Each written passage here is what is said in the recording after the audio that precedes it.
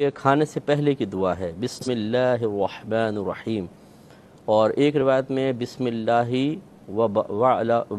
و برکت اللہ، اللہ کے نام کے ساتھ اور اس کی برکت کے ساتھ۔ تو یہ دونوں دعائیں پڑھ لینی چاہیے، نبی کریم صلی اللہ علیہ وسلم نے ان کی تلقین فرمائی۔ ایک اور بھی دعا ہے، بسم اللہ الذی لا یضر مع اسمہ شیء فی الارض ولا فی السماء وهو السمیع العلیم، وہ بڑی لمبی ہو جاتی ہے، وہ بھی اگر یاد ہو تو ٹھیک ہے، لیکن کم از کم بسم اللہ الرحمن الرحیم اور بسم اللہ و برکت اللہ۔ اس کا فائدہ یہ ہوگا کہ شیطان جو ہے اس کھانے میں شریک نہیں ہوتا ہے، اگرچہ شیطان کی یہ غذا نہیں ہے۔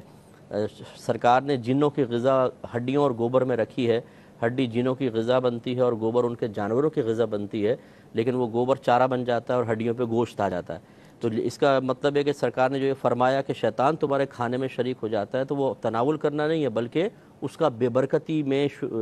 کی کوششوں میں کامیاب ہو جانا، وہ کھانا پھر آپ کے لیے برکت نہیں کا باعث نہیں بنے گا۔ تو اس لیے یہ بسم اللہ پڑھنے سے وہ بیچ میں حجاب آ جاتا ہے اور شیطان کھا نہیں پاتا، اس کو اپنی عادت میں شامل کرنا چاہیے۔